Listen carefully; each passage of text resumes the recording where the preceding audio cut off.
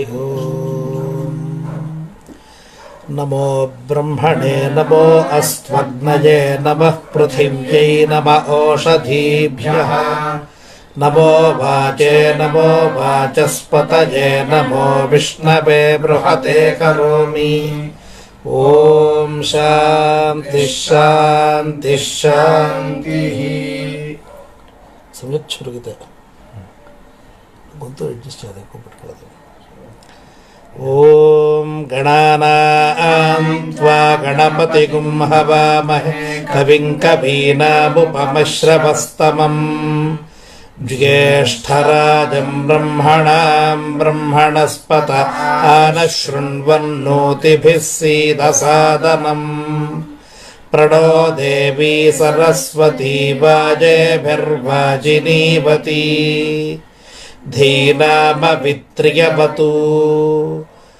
ओम श्री महागणाधिपतये नमः। श्री महासरस्वत्यै नमः। श्री गुरुभ्यो नमः। हरिः ओम।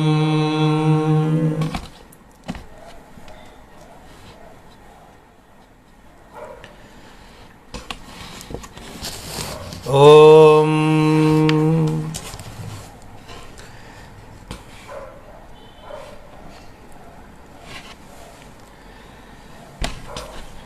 नमो ब्रह्मणे नमो अस्त्वग्नये नमः पृथिव्यै नम ओषधीभ्यः नमो वाचे नमो वाचस्पतये नमो विष्णवे बृहते करोमि। ओम शांति शांति शांति। महद्भ्यो नमो नमः। अद्य भगवतः अनुग्रह विशेषेण वयं पंचयज्ञेषु जगद्धित विज्ञानम् इतीमम् अंशमधिकृत्य संस्कृत भाषायां तथा च राष्ट्रभाषायाम् अर्थात हिंदी भाषायां च यथामति किंचित् प्रपञ्चयामः। शिष्टा एव अत्र प्रमाणम् इति सप्रश्रयं विनिवेदयन् अग्रे मदीयां वाणीं व्यापारयामि। महद्भ्यो नमो नमः। आज के शुभ दिन पर हम पंच महायज्ञों में जगद्धित विज्ञान, जगत का हित के लिए जो विज्ञान की आवश्यकता है, उस विज्ञान कैसी होती है, जगत का हित क्या होना चाहिए और कौटुंबिक परिपारिवारिक जो व्यवस्था होनी चाहिए वो कैसा होती है, इसके बारे में थोड़ा विचार विमर्श करेंगे। ये पंचमहायज्ञों का विचार पूरा यजुर्वेदीय तैत्तिरीय आरण्यक में इसका प्रस्ताव है साकल्येन। जैसे भी ये ब्रह्मयज्ञ प्रशंसा और विधान के लिए ये प्रकरण है। इसमें भी स्वाध्याय प्रश्न भी कहते हैं इसको। इसमें पंचयज्ञों में ब्रह्मयज्ञ पांचवा है। इसके पहले जो चार है हम सभी लोग जानते हैं, लेकिन समतोलना की दृष्टि से इसका आदरण करने से कैसा होता है ये थोड़ा जान लेंगे। इसके पहले 3 अनुवाक है। इसमें से अजान हवई प्रश्नीन, इसका उत्पत्ति कैसी हुई इसके बारे में बताएंगे। ओम श्री गुरुभ्यो नमः। हरि ओम।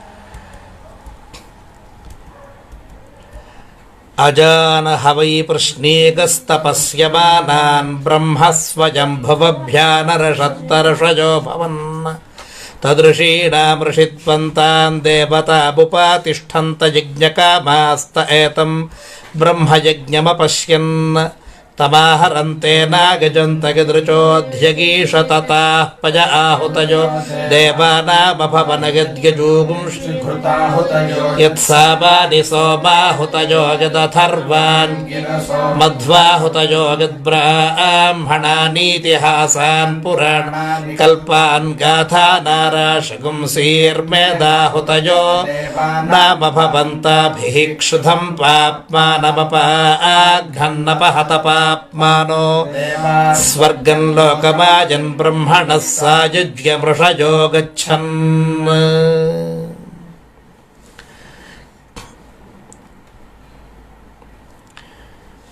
अत्र ऋषि शब्द से जो उत्पन्न हुए, ऐसे जो विशेष व्यक्ति थे उनका उद्गमन कैसा हुआ, उनका आविर्भाव कैसा हुआ, इसका पहले हमें थोड़ा मौका देते हैं जानने के। ये कृष्ण यजुर्वेदीय तैत्तिरीय आरण्यक के द्वितीय प्रपाठक में नवम अनुवाक। अजान हवै प्रश्नीन तपस्यमानान ब्रह्म स्वयंभु अभ्यानर्षत ते ऋषयः अभवन् तदृषीणाम ऋषित्वम। ऋषगतौ एक धातु है, धातु मतलब मूल क्रियापद, जो अपनी तपश्चर्या से, तपः क्रिया से उच्चैर गति को प्राप्त किए ऐसा गमन पाने वालों को ऋषि बोलते हैं। ये ऋषि बनने के पहले कैसे थे? अजानह वै प्रश्नीन तपस्यमानान ब्रह्म स्वयंभु अभ्यानर्षत। कल्पादावेव ब्राह्मणाः सृष्टाः न हि अस्मदादिवत् कल्पमध्ये पुनः पुनर्जायन्ते तस्मादजाः। अज मतलब जिनका जन्म नहीं होता है उनको अज बोलते हैं। हम लोग कल्प के बीच में पैदा हुए हैं, उत्पन्न हुए हैं, लेकिन हमारे से पहले सृष्टि की प्रथम चरण के पहले ही कुछ ऐसे विशिष्ट व्यक्ति का जन्म हुआ था, उत्पत्ति। इनको अज बोलते हैं, मतलब कल्प का मध्य में इनका जन्म नहीं हुआ, ऐसा है। ते च प्रश्नजः शुक्लाः स्वरूपेणैव निर्मलाः सन्तः अपि पुनस्तपः आचरन्। ये स्वयं बहुत शुद्ध थे, निर्मल थे, जैसे भी निर्मल थे वैसे ही उन्होंने तपश्चर्या शुरू किया। क्यों, किसके लिए? मतलब जगद्धित के लिए। तदीयेन तपसा तुष्टं स्वयंभु ब्रह्म जगत्कारणत्वेन स्वतः सिद्धं परब्रह्म वस्तु कांचिन् मूर्तिं धृत्वा तपस्यमानान् तान् ऋषीन् अनुग्रहीतुम् अभ्यानर्षत् आभिमुख्येन प्रत्यक्षमागच्छत्। ततस्ते मुनयः ऋषिधात्वर्थ विषयत्वात् ऋषयः अभवन्। इन्होंने जैसा तपस्या किया, इस तपस्या से संतुष्ट स्वयंभु ब्रह्म, अर्थात चतुर्मुख ब्रह्म नहीं है, स्वयंभु ब्रह्म स्वयं प्रकट हुआ। वो स्वयंभु ब्रह्म को प्रकट हुई बताना है, क्योंकि ब्रह्म का यह स्वयंभु ब्रह्म इति नपुंसकलिंग से व्यवहार है। मतलब एक निराकार चेतना को हम स्वयंभु ब्रह्म बताते हैं। उनके तपस्या से परितुष्ट ये स्वयंभु ब्रह्म एक रूप को, अव्यक्त रूप को लेकर उनके सामने प्रकट हुआ। और इसके बाद ये सभी ऋषि क्या बने? तब तक अव्यक्त रूप से जो तपस्या कर रहे थे अज, तब से उनका ऋषि नाम का एक व्यवहार हुआ। तस्मात् अन्येषामपि ऋषीणाम् अनयैव व्युत्पत्त्या ऋषित्वं सम्पन्नम्। ततस्ते मुनयः सर्वकामप्रदं कञ्चिद्यज्ञे साधना साधक कुछ यज्ञ प्रक्रिया का आविष्कार करना था। ऐसा यज्ञ प्रक्रिया का आविष्कार करने के लिए इन्होंने सभी व्यक्त मूर्ति, तभी तक अव्यक्त मूर्ति थे, अभी व्यक्त मूर्ति बन गई है। ऐसा व्यक्त मूर्ति ये ऋषि बनकर उन्होंने फिर से अपनी उपासना शुरू की। स्वयंभु ब्रह्म की तद्देवतानुग्रहात् ते मुनयः एतं वक्ष्यमाणं ब्रह्मयज्ञं सर्वकामहेतुम् अपश्यन् दृष्ट्वा च तं यज्ञम् आहरन् अनुष्ठितवन्तः तेन यज्ञेन देवान् पूजयन्त। ऐसे स्वयंभु ब्रह्म का अनुग्रह से इन्होंने ब्रह्मयज्ञ और बाकी 4 यज्ञों का दर्शन किए हैं। सर्वकाम फलप्रद ये यज्ञ होता है।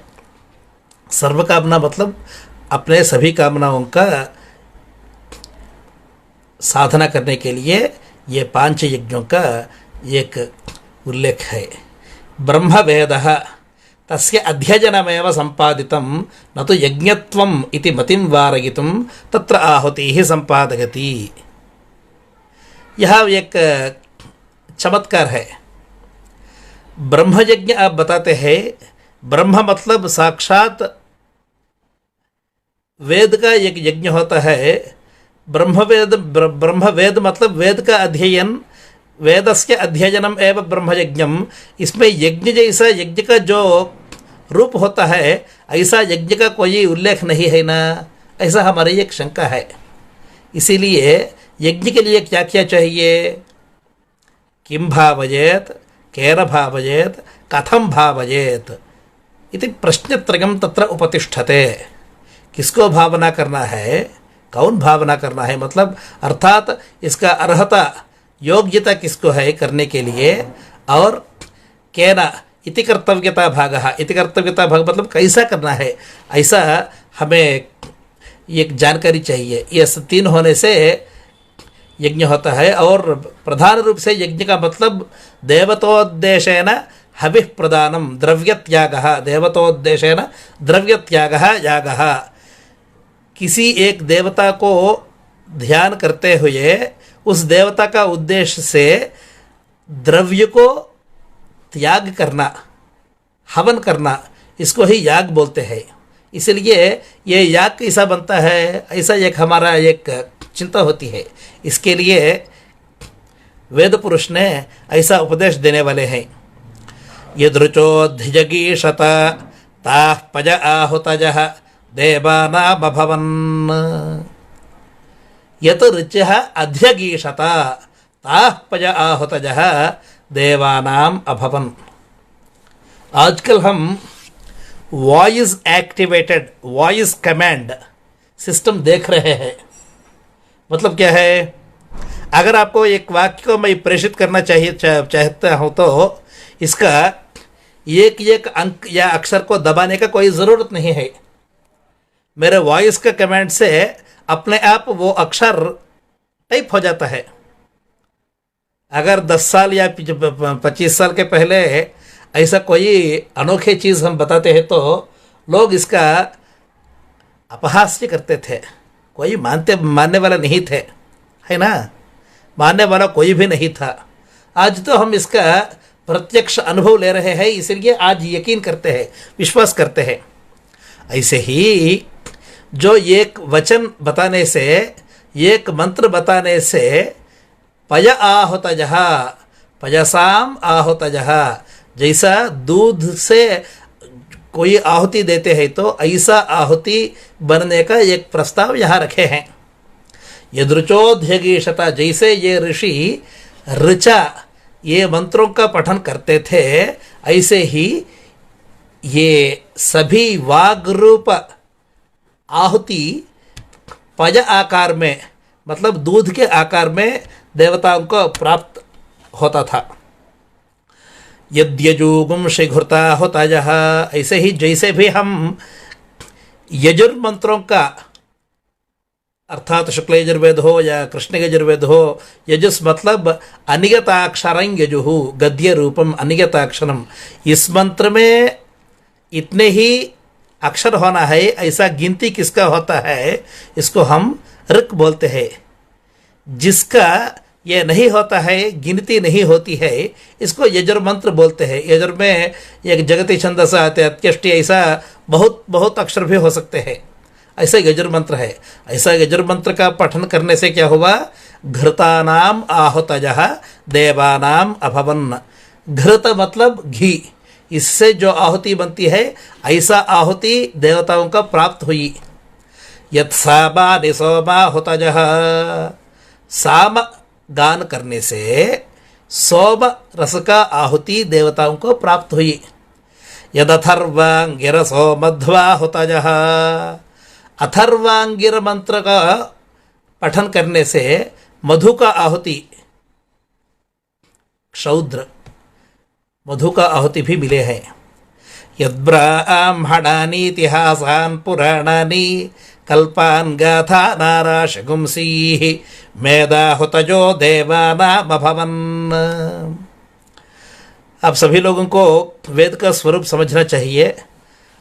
ये मंत्र का जिसका उल्लेख हम अभी कर रहे हैं, ये तो वेद विभजन के पहले हुआ। वेदव्यास जी ने वेद विभजन जब किए थे, तब जिन जिन ऋचा मंत्रों को और यजुर मंत्रों को और साम मंत्रों को अलग अलग से कर दिया, इसके पहले हुई थी।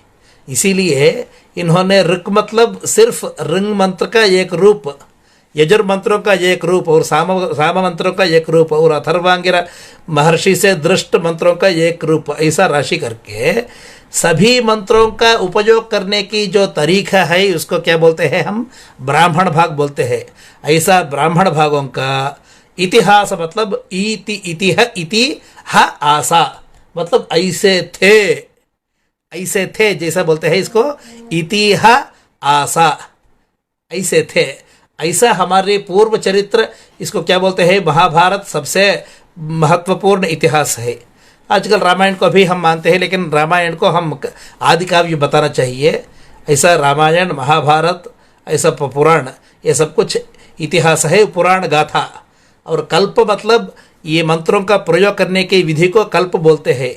गाथा नाराशंसी ही, ऐसा वेद का जो ब्राह्मण भाग में बहुत बहुत ऐसे विभाग है और हमारे पुराण परंपरा है, इस सभी का पारायण करते थे। इस पठन से, इसका दर्शन और पठन से देवताओं को मेद आहुति ही, मतलब मांस से जो आहुति बनाते हैं, ऐसा आहुति समर्पण करने की एक मौका मिला, सिर्फ वाग रूप तपश्चर्या से। इसके लिए कोई किसी का वस्तु का जरूरत ही नहीं पड़ता है। ऐसा करने से क्या हुआ, ताभिः क्षुधम पापमानम अपाघ्नन्। ये क्षुध और पाप, इन दोनों के बारे में हम थोड़ा जानना चाहिए। वेद में बताते हैं, क्षुत् खलु वै मनुष्यस्य भ्रातृव्यः वज्रो वै यज्ञः। हर एक आदमी के, मतलब हर एक इंसान के, जो औरत हो या आदमी हो, इसके शरीर में एक अंतर्लीन, अंतर्गत शत्रु है, दुश्मन, बहुत बड़ा प्रबल दुश्मन है। जितने भी उस दुश्मन को हम मिटाते हैं, हटाने की कोशिश करते हैं, वैसे ही स्वयं उत्पन्न हो जाता है। कौन है वो? भूख, बुभुक्षा, भूख। भूख मतलब खाने की बहुत हमारे एक इच्छा होती है ना, ये भूख होता है। कौन नहीं जानता है भूख के बारे में? हर एक पशु पक्षी इंसान सभी लोग तो जानते हैं भूख के बारे में। ऐसा एक अंतर्गत एक शत्रु है, इसको क्या बोलते हैं? क्षुत् बोलते हैं। क्षुत् खलु वै मनुष्यस्य भ्रातृव्यः। मनुष्य के ऐसा एक दुश्मन हो तो क्षुत् से ज़्यादा कोई नहीं होता है। आज तो शरीर का क्षुत्, पेट का क्षुत् से हम ये भूख से पार करके हम लालच का भूख में पड़े हैं, वो दूसरी बात है। लेकिन ये तो सभी वक्त हमारे शत्रु, हमारे शरीर में तो ये बसता ही रहता है, ये दुश्मन। ऐसा दुश्मन जो है वो पापमा, पापमा मतलब पाप रूप है। क्या जी, पुण्य पुरुषों का ये भूख नहीं लगता है क्या? वो एक जिज्ञासा होती है।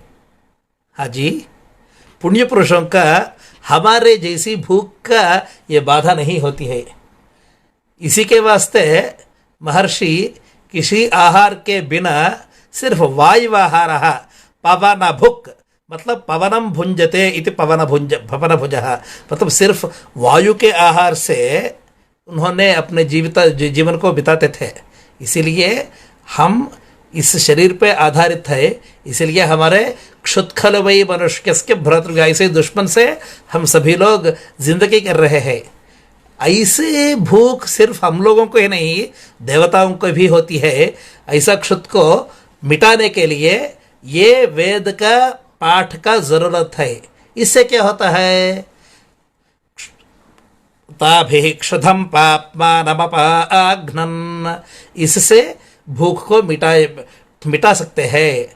अपहत पाप्मानो देव स्वर्गं लोकमायन्, मैं जैसे बताया ये ऋषि शब्द और देव शब्द का निर्वचन के पहले के बाद मैं जो बात कर रहा हूँ, अभी जिन जिन देवताओं के बारे में हम बात कर रहे हैं उन देवताओं को देवतात्व की प्राप्ति मतलब देवता का स्थिति भी तब तक नहीं आया।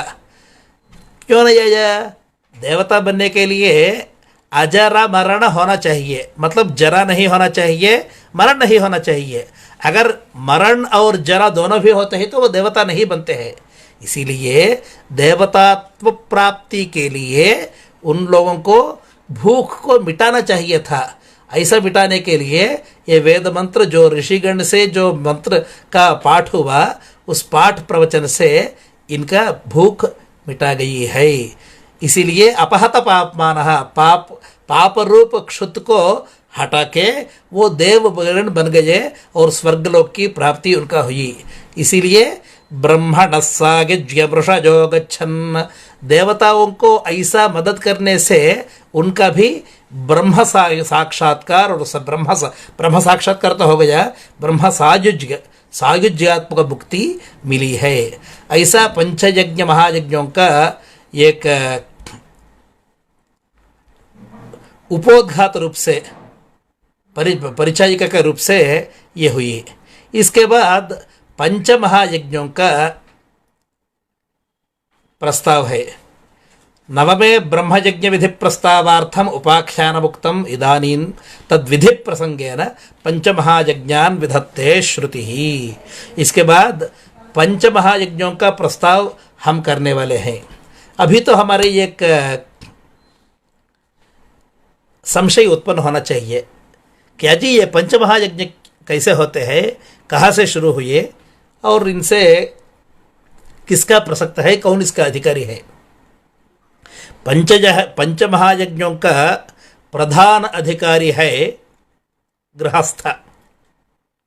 गृहस्थ मतलब शादी होने के बाद पत्नी के साथ जो जीवन करता है वो इस समाज के, इस देश की रक्षा करने का एक आधार स्तंभ होता है।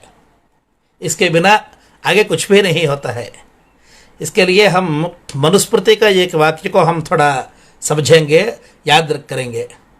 यथा वायुं समाश्रित्य वर्तन्ते सर्वजन्तवः एवं गृहस्थमाश्रित्य वर्तन्ते सर्व आश्रमाः।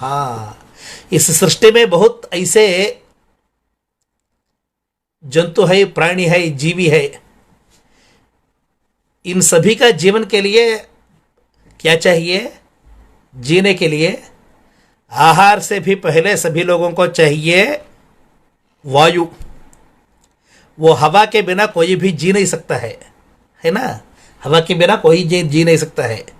यथा वायुं समाश्रित्य, जैसे वायु को आश्रित करते वर्तन्ते सर्वजन्तवः, सर्वे जन्तवः, सभी प्राणी जीवी वायु से ही जीते हैं। ऐसे ही गृहस्थमाश्रित्य वर्तन्ते सर्व आश्रमाः। आप सभी लोग जानते हैं ब्रह्मचर्य, गृहस्थ, वानप्रस्थ, संन्यास, ऐसा 4 आश्रम है। इसी को वर्णाश्रम धर्म बोलते हैं। ये वर्णाश्रम में ब्राह्मण, क्षत्रिय, वैश्य, शूद्र सभी जाति में, सभी वर्णों में ये 4 आश्रम होना ही चाहिए। चार आश्रम होते ही रहते हैं। एवं गृहस्थमाश्रित्य वर्तन्ते सर्व आश्रमाः, ये सभी आश्रम वाले अर्थात ब्रह्मयज्ञ, तीन आश्रम वाले ब्रह्मचर्य, वानप्रस्थ और संन्यास आश्रम के तीन आश्रम वाले गृहस्थ को ही आधारित अपने जीवन यात्रा करते हैं। आप देखिए, अगर ब्रह्मचारी होता है तो वो अध्ययनरत होता है, अध्ययन करने वालों को पास चूल्हा भी नहीं रहता है और आहार का संपादन करने के लिए इसके पास पैसा नहीं रहता है और बहुत जगह पे जाकर थोड़ा मेहनत करना पड़ता है, इतना समय इसके पास नहीं होता है। जिसके पास समय नहीं होता है वो भूखे रहता है। इसीलिए वो क्या करना चाहिए, भैक्षचर्यं चरन्तः, भिक्षा बंधन करते हुए गृहस्थों के घर पे जाकर उनसे भीख मांगते हैं। वो ऐसे भीख मांगते मांगते मांगते अपने जीवन यात्रा को इन्होंने करते हैं। वानप्रस्थ मतलब इस संसार को परित्याग करते हुए गांव से बाहर किसी एक प्रशांत स्थल पर अपने कुटिया बनाकर वहाँ तपस्या करने वाले, अनुष्ठान करने वालों को वानप्रस्थ बताते हैं। वन प्रस्थित जो लोग होते हैं, ऐसा मतलब आजकल हम ओल्ड एज वाले बताते हैं ना, ओल्ड एज होम, ऐसे भी हम समझ सकते हैं। ऐसा संसार को परित्याग करते हैं, दूर रहने वाले हैं। ऐसा इन लोगों को खाना कौन देना चाहिए, ये तो बूढ़े बन गए और सभी आहार का संपादन करने की शक्ति नहीं है, तो इन लोग भी गृहस्थ के ही आश्रय में रहते हैं। और इसके बाद सन्यासी, सन्यासी का अलग ने कहा, इसके पास कोई तरह की अग्नि नहीं है। जैसा अग्नि कार्य करने का भी ब्रह्मचारी के पास कम से कम अग्नि कार्य करने का भी अग्नि होती है, और इमरजेंसी मतलब आज की स्थिति में वो कुछ ना कुछ कहीं ना कुछ पकाने के लिए कुछ ना कुछ प्रयास कर सकता है। लेकिन सन्यासी का वो भी सुविधा नहीं है, वो चूल्हा भी नहीं जला सकता है। चूल्हा भी नहीं जलाने के बाद क्या होता है, उसका आहार नहीं मिलता है। इसलिए क्या करना चाहिए, कंद मूल फलादि, कंद मूल और फल जहाँ जहाँ मिलते हैं ऐसे ही अपने जीवन यात्रा को रक्षा करना है। अगर उसका भूख लगी तो कुछ ना कुछ करना है, वो भी नहीं मिली तो वो सन्यासी भी अवश्य गृहस्थ के ही घर पर आकर भीख मांगना चाहिए। इसीलिए सन्यासी का मुख्य पद है भिक्षु। भिक्षु मतलब वो आदि भिक्षु कौन है, भोलेनाथ, भगवान भोलेनाथ आदि भिक्षु कहते हैं, वो भी भीख मांगता है सन्यासी रूप से। इसीलिए ये सभी आश्रम वाले किसका आश्रय लेते हैं, गृहस्थ का आश्रय लेते हैं। एवं गृहस्थमाश्रित्य वर्तन्ते सर्व आश्रमाः। अभी क्या हुआ, गृहस्थ के आश्रय पर सभी जनजीवन आधारित है और गृहस्थ अपने के लिए, अपनी शरीर का रक्षा करने के लिए, अपने परिवार की रक्षा करने के लिए, इसके साथ साथ सभी तीन व आश्रम वाले अगर हमारे पास आते हैं तो उनका समर्थन करना है, उनके लिए परिरक्षण करने के लिए और कुछ प्रयास करना पड़ेगा। इसलिए गृहस्थाश्रम सबसे महत्वपूर्ण है। जैसा वायु पूरी दुनिया के एक संरक्षक है, ऐसे ही ये गृहस्थ भी ऐसा संरक्षक होते हैं। ऐसी जो आहार प्राप्ति होती है गृहस्थ से, ये आहार के साथ साथ कुछ दोष भी हमें लगते हैं। कौन सा दोष होते हैं इसको, पंचसूना गृहस्थस्य चुल्लीपेषण्युपस्करम्। पंचसूना गृहस्थस्य चुल्लीपेषण्युपस्करम् कंडनी चोदकुंभंच बध्यते पंचभिर्गृही। कंडनी चोदकुंभंच बध्यते पंचभिर्गृही। आहार का संपादन के लिए मनुष्य को जितनी तरह के प्रयास करना पड़ता है मालूम नहीं है। अगर सचमुच गरीब हो तो वो सिर्फ आहार संपादन करने के लिए कुछ मेहनत करना पड़ता है, मजदूरी करना पड़ता है, कुछ ना कुछ करके उन लोगों को ये आहार का संपादन करना चाहिए। और इसमें धर्म से होता है, अधर्म से होता है। ये प्रसंग धर्म से अपने कमाई के लिए जो प्रयास करता है, ऐसा एक पारिवारिक मनुष्य के बारे में हम बता रहे हैं। जो अधर्म रूप से जिंदगी बिताने के लिए और परिवार का रक्षा करने के लिए जो प्रयास करता है, उसके बारे में है वो अधार्मिक ही बन गया। जो धार्मिक रूप से अपनी परिवार की रक्षा करने के लिए, समाज की रक्षा के लिए प्रयास करता है, ऐसा धार्मिक व्यक्ति भी 5 तरह की पाप को करना ही पड़ता है आहार संपादन करने के लिए। ये कैसा बात है जी? धार्मिक व्यक्ति बोलते हैं और आहार की संपादन और भोजन के लिए 5 तरह की दोष पापों का करना है। ये परस्पर विरुद्धता है। इसका पैराडॉक्स कहते हैं अंग्रेजी में, मतलब परस्पर वैरुध्य लगता है ना। अगर धार्मिक हो तो ये दोष नहीं करना चाहिए, अगर दोष किया तो वो धार्मिक नहीं है। वो दोनों साथ साथ में कैसा हो सकता है? वो हमारी प्रश्न है, सवाल है। इस सवाल के जवाब में हमें एक अडाज प्रोवर्ब, इसको हम याद रखना चाहिए। गाथा, they are called as essential sins. Essential sin मतलब अत्यावश्यक पाप। ऐसा पाप करने बिना हमारे जीवन नहीं कर सकते हैं। अब देखो, अगर यहाँ से वहाँ कुछ खास काम पे जाना है, हम जाते वक्त हमारे पाँव के नीचे कुछ ऐसा जीवी बिना हमारे ज्ञान अनजान वो मर जाते हैं। ऐसा होता है, हम सभी लोग जानते हैं। लेकिन जानबूझकर हम उसको मारने के लिए हम कोशिश नहीं किया, अपने आप हो गया वो, है ना। व्याकरण में एक वाक्य है, तथा युक्तंच अनीप्सितम, तथा युक्तंच अनीप्सितम। इसके पहले कर्तुरीप्सिततमं कर्म इति ब्रुवाणः आचार्यः कर्तुः ईप्सितम् आप्तुम् इष्टतमं वस्तु यद्वर्तते तत् कर्म संज्ञकं भवति। तथैव अनीप्सयापि यत् प्राप्नुते कर्ता तत् अनीप्सयापि यत् प्राप्नुते कर्ता तस्यापि कर्म संज्ञा भवति इति विधत्ते। हिंदी में बताऊंगा। कर्म मतलब क्या है? ये व्याकरण का कर्म के बारे में मैं बात कर रहा हूँ, जो हमारे कर्मकांड के बारे में नहीं बात कर रहा हूँ। व्याकरण का कर्म क्या होता है? व्याकरण का कर्म में कर्तुः ईप्सिततमं कर्म, जिस वस्तु को पाने के लिए बहुत इच्छा होती है कर्ता को, ऐसा वस्तु को कर्म संज्ञा विधान किए हैं। मतलब रामः फलम भुंक्ते, राम ने फल को खा रहा है। अभी तथा युक्तं चानीप्सितम, कभी कभी अयास भी हम कुछ वस्तु को हम ऐसे ही प्राप्त करते हैं। जैसा आजकल कोरोना पाने के लिए हम कोई अवश्य कुछ प्रयास नहीं करने का ज़रूरत है। जैसे भी हमारे काम करते हैं वो अपने आप आ जाते हैं और हमारे शरीर में वो आ जाती है ना।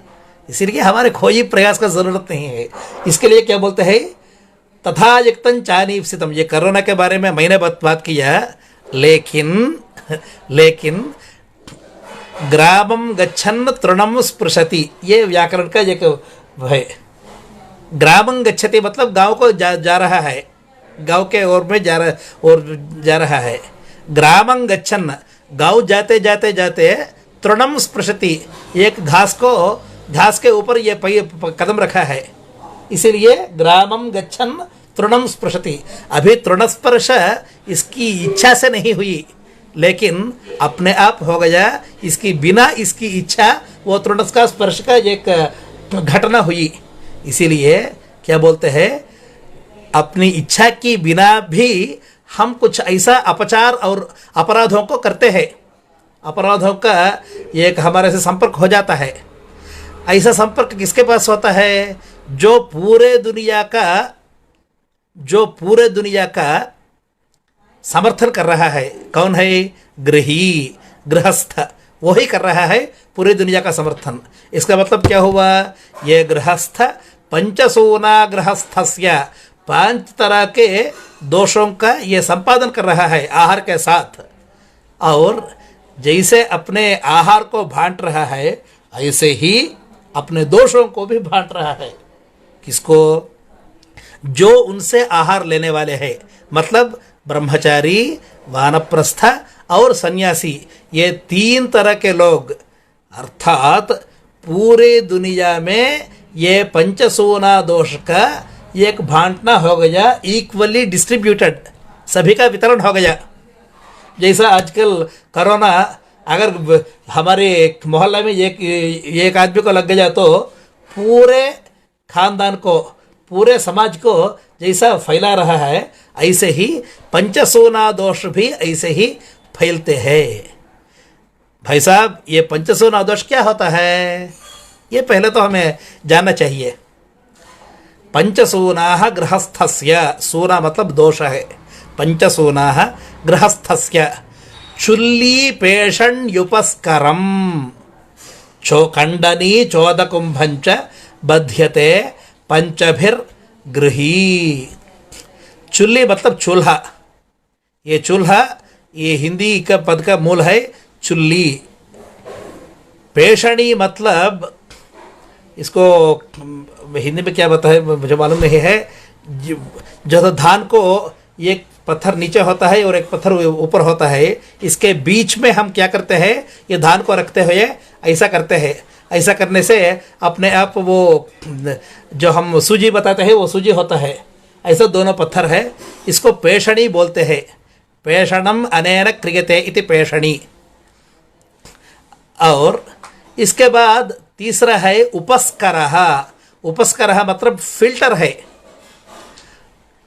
और हम जब झाड़ू मारते हैं, वो झाड़ू मारने का जो ये शुद्धिकरण में वो भी एक अवस्था है, वो भी करना ही चाहिए, उपस्करः। और चौथा है खंडनी। खंडनी मतलब, अच्छा अभी अभिषेक द्विवेदी ने बताया कि चाकरी बोलते हैं इसको। और खंडनी मतलब चाकू है, चाकू जिससे हम फल, पौधे और सब्जी को काटते हैं, वो चौथा है। और उदकुंभंच, उदकुंभ मतलब पानी का एक घट, पानी का पात्र, इसको क्या बोलते हैं? हम उदकुंभ बोलते हैं। ऐसा 5 दोष करना ही पड़ता है, अगर धार्मिक हो या अधार्मिक हो। अधार्मिक के लिए ये तो 5 दोष अतिरिक्त होते हैं, अपने दोष के साथ, अपने पाप के साथ। धार्मिकों को भी ये 5 ही लगता है। इसको अपगमन, इसके अपगमन के लिए, इनको हटाने के लिए पंच महायज्ञों का करना चाहिए। अभी मैं एक एक दोष का बारे में भी एक एक वाक्य बोलूँगा। पहले है चुल्ली। चुल्ली मतलब चूल्हा को जलाने के लिए हमें क्या चाहिए? आजकल हम गैस का उपयोग कर रहे हैं, काठ उपयोग करते हैं, और क्या करते हैं? घास करते हैं, गोबर से करते हैं। इस गोबर में, काठ में कई जीवी, सूक्ष्म कृमि रहते हैं। इनको हम अनजान इसको जलाते हैं, इनकी मृत्यु के लिए हम हेतु बन जाते हैं। वो तो चूल्हा का है। और दूसरा है चाकरी, जो पेषणी है। इससे ये धान के साथ जो जीवी है वो भी मर जाते हैं इस पेषण में, वो एक काम हो गया। और उपस्कर मतलब वो फिल्टर करने इसके समय में, आज तो राइस मिल है, दाल का मिल है, ये मिल के बीच में हम जब ये धान को डालते हैं उस समय में भी कुछ जीवियों का नष्ट होता है।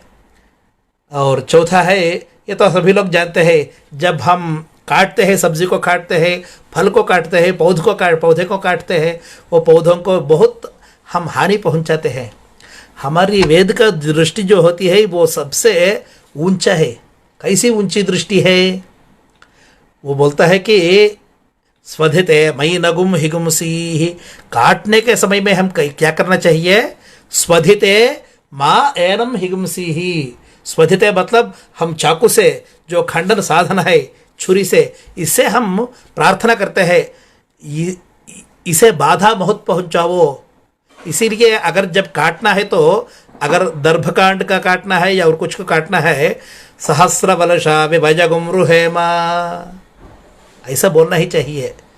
बरिहि देव सदनम दामी, दीन क्षय धातु है, इसीलिए दामी मतलब खंडन करते हैं। खंडन करने के समय में बरिहि देव सदनम दामी, देवताओं को रहने के लिए हम ये दर्भ को काटते हैं, ऐसा संकल्प करके उसको हम एक हमारी विनती करना है। कैसी विनती करना है?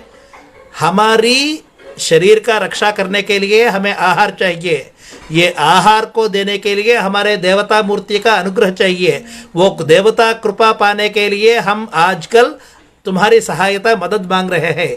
कैसा मदद? तुम अपनी जीवन का त्याग करके, जैसा एक पौधा होता है, अगर इसको पौधे के एक शाखा को, पेड़ के एक शाखा को हम काटते हैं तो बहुत बाधा होती है, लेकिन वो बाधा को सहते हुए हमारे मदद करने वाले ये पौधे और ये झाड़ होते हैं। हमारे सबसे हमारे कृतज्ञता पात्र होना चाहिए। ऐसी विनम्र बुद्धि से उसको प्रार्थना करना है।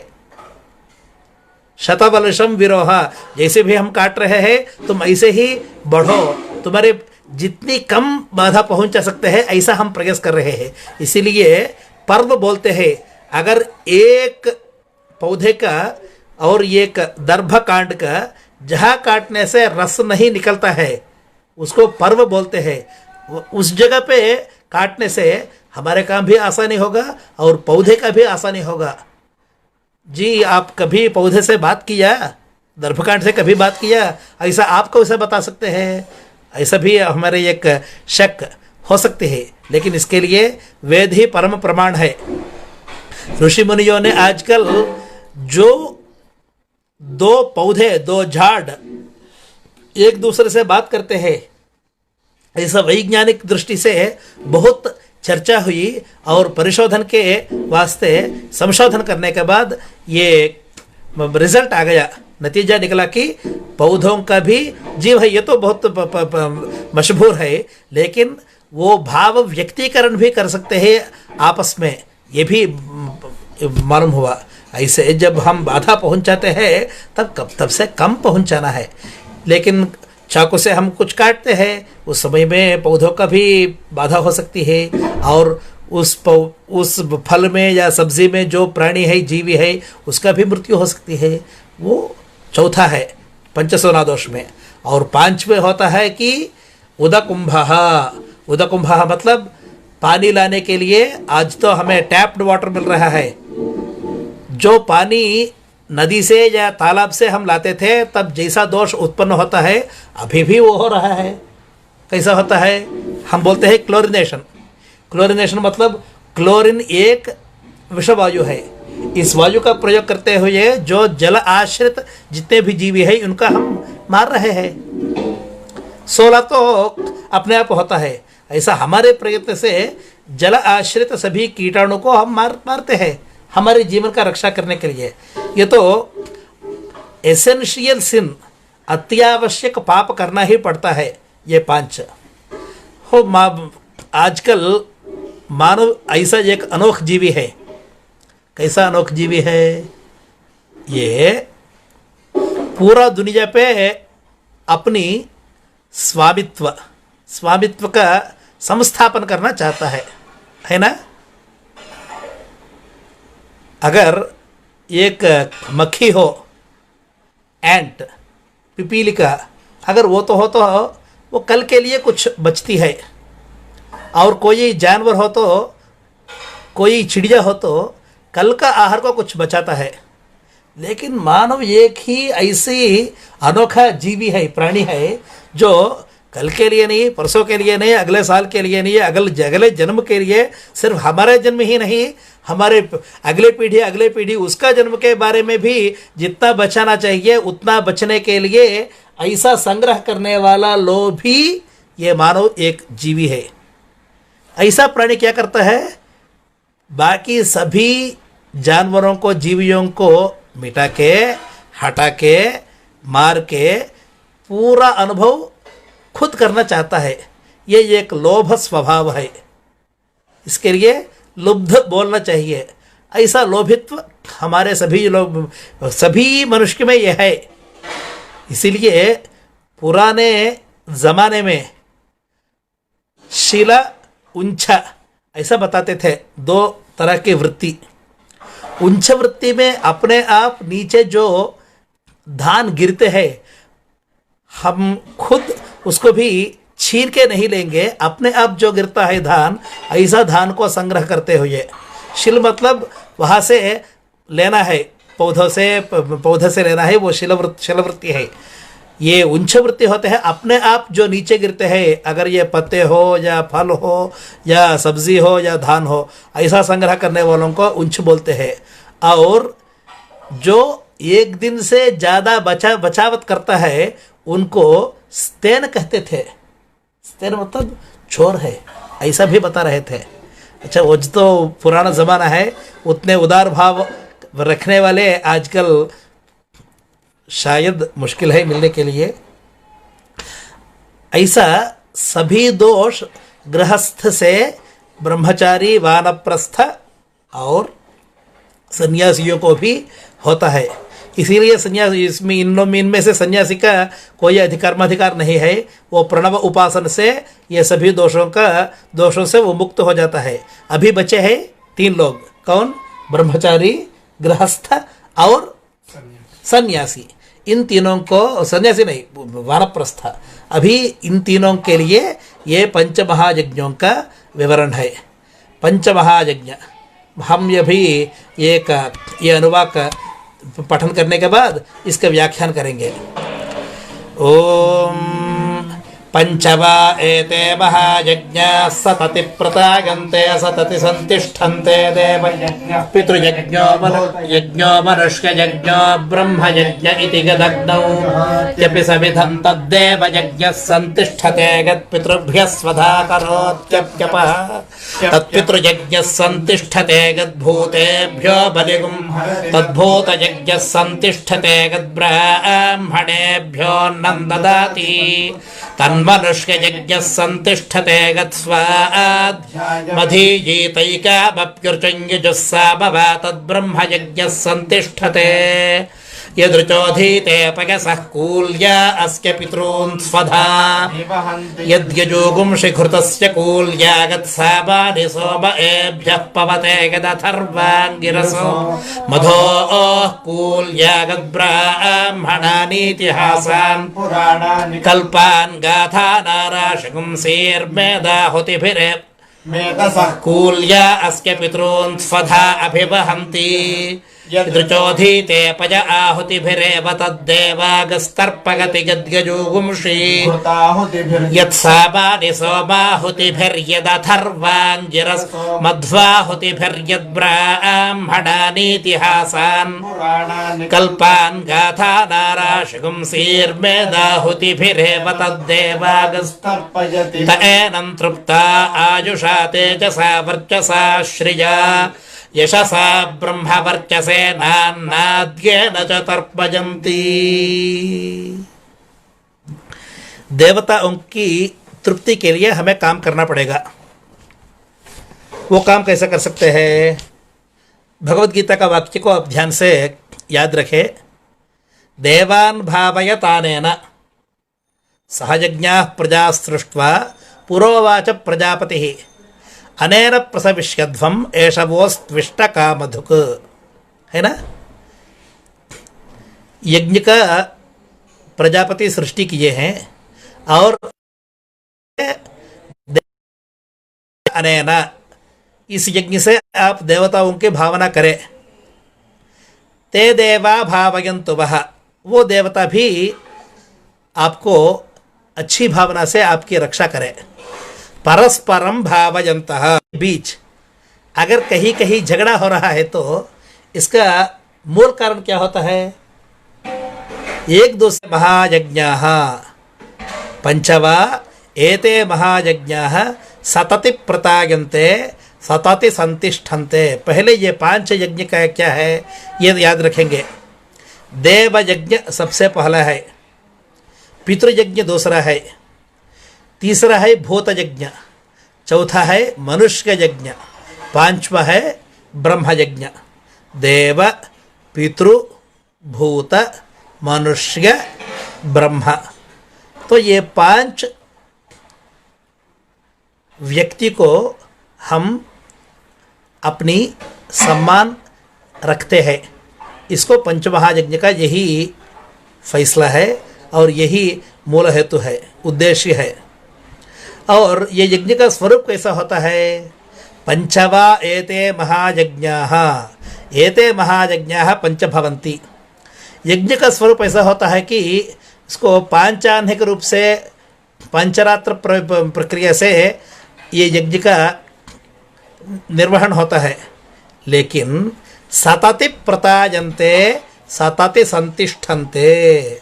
सतति मतलब सततम, सततम मतलब हर एक दिन होता है, वही एक है।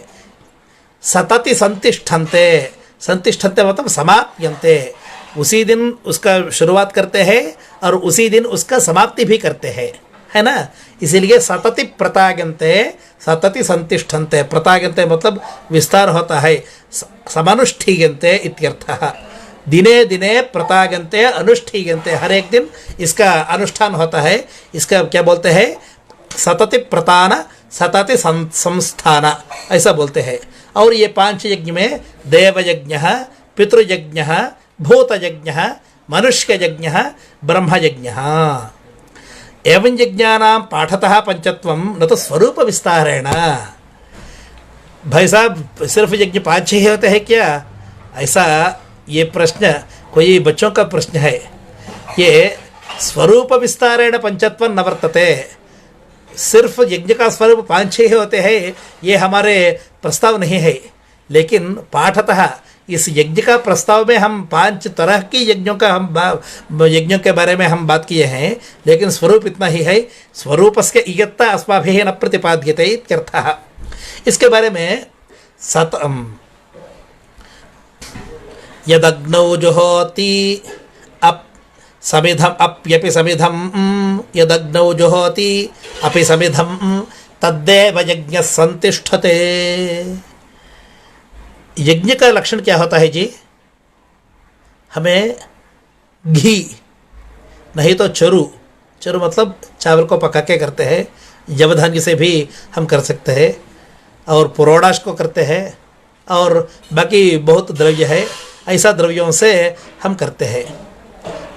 अगर पुरोडाश करने के लिए हमारे पास व्यवस्था नहीं है और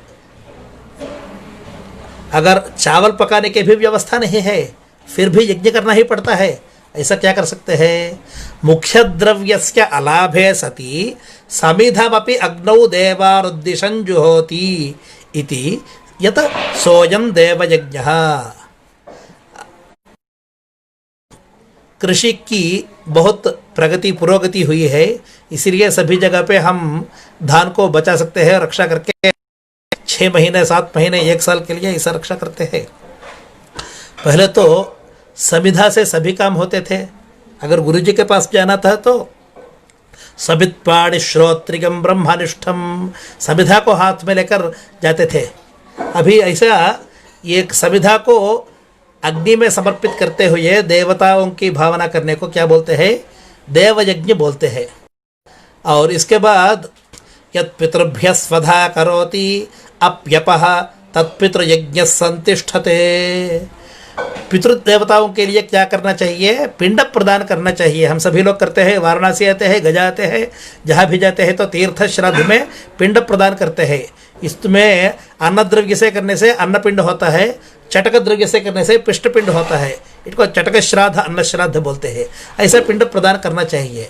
अगर पिंड प्रदान करने की संभावना नहीं है तो कम से कम हमें पानी तो देना चाहिए। तिल के साथ कर दे सकते हैं। अगर तिल भी नहीं मिला तो हम पानी ऐसे ही छोड़ते हैं। पितृभ्य स्वधास्तु, ऐसा स्वधा शब्द के प्रयोग से हम जो पानी देते हैं, यद्ददाति सोऽयं पितृयज्ञः, इसको पितृयज्ञ बताते हैं। पहले देवताओं की तृप्ति कर दिए और इसके बाद हम हमारे पूर्वजों का भी स्मरण करके उनको भी हम हर दिन, ये हर दिन का बात है, सिर्फ एक दिन का नहीं है, एक साल में एक बार करने का नहीं है, हर दिन हमारे आहार देने वाले देवता मूर्ति का ध्यान और इस जन्म देने वाले इस शरीर के प्रदाता हमारे पूर्वजों का भी स्मरण करते हुए उनका भी पितृयज्ञ करना चाहिए। और इसके बाद तीसरा होता है भूत यज्ञ। यद्भूतेभ्यो बलिगुम हरति वैश्वदेवानुष्ठानादूर्ध्वं बहिर्देशे वायसादिभ्यः भूतेभ्यः यत् बलिप्रदानं क्रियते सोऽयं भूतयज्ञः। वैश्वदेव एक बहुत महत्वपूर्ण यज्ञ है। इसमें 42 आहुति होते हैं। अग्नये स्वाहा, विश्वेभ्यो देवेभ्य स्वाहा, ध्रुवाज भूमाग स्वाहा, ध्रुवक्षितजय स्वाहा, अच्युतक्षितजय स्वाहा। ऐसा वैश्वदेव यज्ञ में 42 आहुति है। इसमें से एक रूप में हम सभी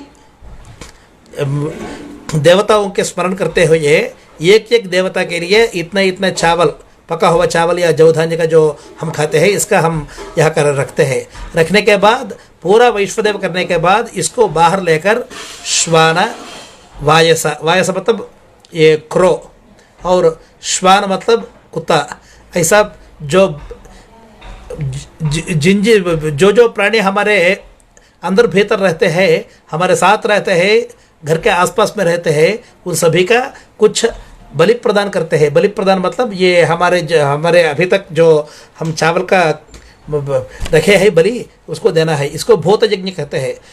भूत यज्ञ के बाद मनुष्य यज्ञ। यद्ब्राह्मणेभ्यो न ददाति तन्मनुष्य यज्ञ संतिष्ठते वैश्वदेवादूर्ध्वं हंतकारार्थं न व्यतिरिक्तम् अन्नम् अतिथिभ्यः त्र्यवरेभ्यः यद्दीयते स मनुष्य यज्ञः। भूत यज्ञ करने के बाद हमारे पका हुए आहार से 3 लोगों से कम नहीं जैसा होता है, ऐसा 3 लोगों को जो आहार देना चाहिए उसको मनुष्य यज्ञ बोलते हैं। इसके बाद हम आहार लेना चाहिए। इसका मतलब क्या हुआ? पहला देवयज्ञ करना चाहिए देवताओं की प्रीति के लिए, और इसके बाद पितृयज्ञ पूर्वजों का, हमारे शरीर देने वालों को, और इसके बाद हमारे जैसा हमारे आहार पर उत्तम अधिकारी होते हैं बाकी सभी प्राणी, शिष्ट प्राणी, उस प्राणी को कुछ ना कुछ देना चाहिए, वो तो भूत यज्ञ हो गया। और चौथा हुआ मनुष्य यज्ञ। मनुष्य यज्ञ हमारे जैसा बाकी इंसानों को आहार देना है, वो चौथा हो गया। इसके बाद हम जो आहार लेते हैं उस पर हमारे अधिकार मिलता है। इसलिए हमारे आहार लेने के पहले हमारे आहार अधिकार संसिद्ध्यर्थम ये चारों को करना चाहिए। और इतने आहार लेने के बाद तुम क्या करोगे? सिर्फ जीने के लिए खाएंगे? सिर्फ जीकर क्या करेंगे? जीवन यात्रा में कुछ ना कुछ सफलता मिलना चाहिए ना। इसके लिए क्या करना चाहिए? वही बाकी जानवर और इंसान, इन दोनों में एक ही फर्क होता है, एकमात्र व्यत्यय होता है। क्या व्यत्यय है? ज्ञान। ये ज्ञान को क्या बोलते हैं? ब्रह्म बोलते हैं। ऐसा ब्रह्म का हम जो ज्ञान हासिल किए हैं पूर्वजों के द्वारा, गुरुजी के द्वारा, पितृचरणों के द्वारा जो हमने प्राप्त किए हैं, उस ज्ञान की रक्षा करना महत्वपूर्ण एक जिम्मेदारी है। इसीलिए उपरोक्त 4 यज्ञों से रक्षा किए हुए ये शरीर का और ये बुद्धि का एक उत्तम सफलता होती है। इसलिए हमें क्या करना चाहिए? स्वाध्याय करना चाहिए। इस स्वाध्याय को बोलते हैं ब्रह्मयज्ञ। ऐसा ब्रह्मयज्ञ हर एक दिन करना चाहिए। ब्रह्मयज्ञ का होता है यत्स्वाध्यायमधीयीत एकामप्युर्चं यजुस्सामवा तद्ब्रह्मयज्ञ संतिष्ठते। यत्स्वाध्यायमधीयीत एकामप्युर्चं। स्वाध्याय में आप, स्वाध्याय मतलब क्या है? हम बोलते हैं वेद है।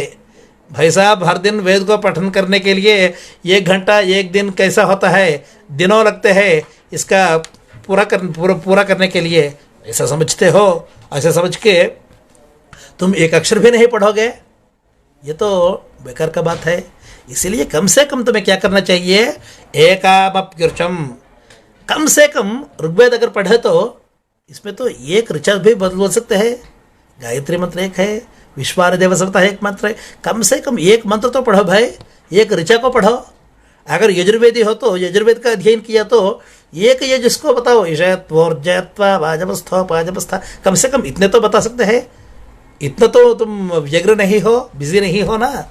अगर सामवेदी हो तो साम एक पढ़ो, तद ब्रह्म यज्ञ संतिष्ठते, ऐसा इसको ब्रह्म यज्ञ कहते हैं। इसीलिए जगद्धित विज्ञान क्या हुआ, कैसा मिला है, ये तो देखो।